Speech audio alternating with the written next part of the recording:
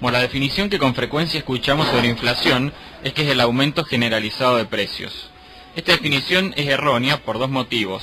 Primero, no se focaliza con precisión en lo que la inflación es en sí y en su causa. Y segundo, porque lleva a confundir causa y efecto, sobre lo cual nos vamos a explayar ahora. Como explica Chris Martenson, un autor, la inflación no está causada por el aumento de los precios. El aumento de los precios es un síntoma de la inflación. Así podemos decir que la suba en los precios es un efecto de la inflación, pero quedarnos estacionados allí nos lleva a perdernos la causa de este fenómeno. La inflación es causada, en verdad, por la existencia de demasiado dinero en relación a los bienes y servicios que hay en una economía. ¿Cómo se provoca que haya demasiado dinero? A través de la emisión de moneda. En un contexto de libertad de comercio, es el propio mercado el que determina la cantidad de dinero que hay. Al contrario, en un contexto de estatismo, es decir, de regulación política y manipulación burocrática como el que tenemos hoy, la clase gobernante es la que toma la decisión sobre el dinero circulante. Aquí se lleva adelante artificialmente lo que se conoce como expansión monetaria, en este caso la emisión de moneda sin respaldo. El encargado de emitir es el Banco Central, que inunda la economía de billetes.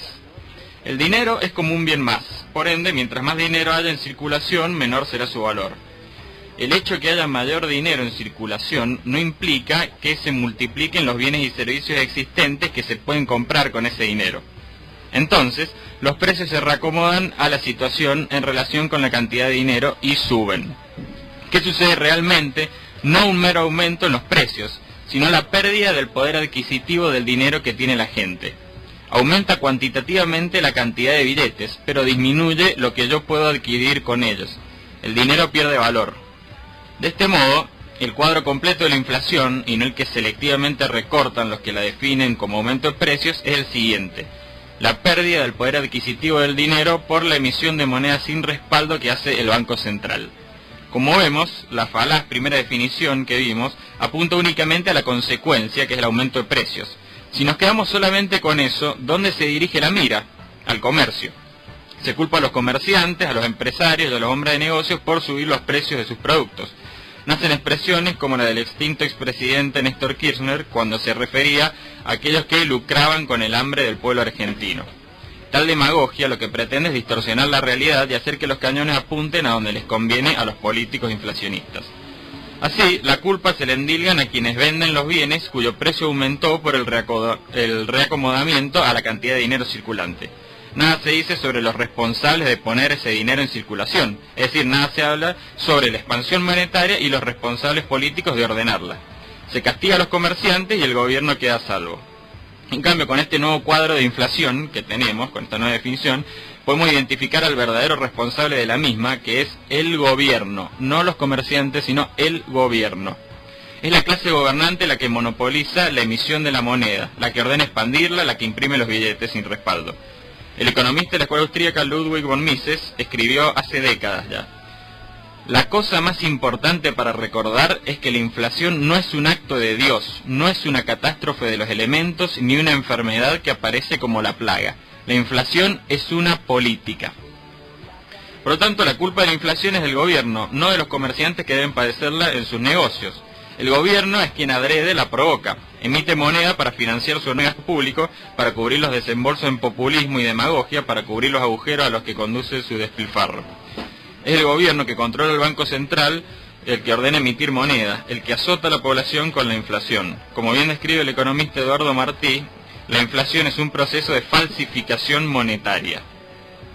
Hasta aquí hemos analizado la inflación desde el punto de vista económico. Ahora la abordaremos desde otros ángulos para comprobar su alcance nocivo. Desde lo jurídico, la inflación funciona como un impuesto no declarado. En el decir del economista de la Escuela de Chicago, Milton Friedman, la inflación es la forma de recaudar impuestos que puede ser impuesta sin legislación. La inflación opera una transferencia de recursos como un impuesto, con la diferencia de que es un impuesto no reconocido, no sancionado por el Congreso, sino aplicado de facto por el gobierno. Esta transferencia de recursos perjudica sobre todo a los más pobres, que son los que sufren con la depreciación del ya de por sí escaso dinero que tienen. Y beneficia al gobierno para sostener el populismo y a los amigos del poder, los prebendarios que reciben en primer término el dinero emitido, porque ese dinero va en primer término a amigos del poder y hay otro grupo de personas que lo reciben después o nunca lo reciben. Por eso el gobierno provoca a propósito la inflación, por eso la necesita para cumplir sus fines y en aras de salir ileso ante la opinión pública difunde la mentira de la culpabilidad de los productores, los empresarios y los comerciantes. En palabras del ya citado Mises, los defensores del control público no pueden prescindir de la inflación, la necesitan para financiar su política de gastos imprudentes y de generoso subsidio y soborno a los votantes. Desde el campo de vista psicológico, notamos que la inflación destruye la estabilidad, el resguardo y la planificación mental a largo plazo que intentan elaborar los individuos para conducir su vida.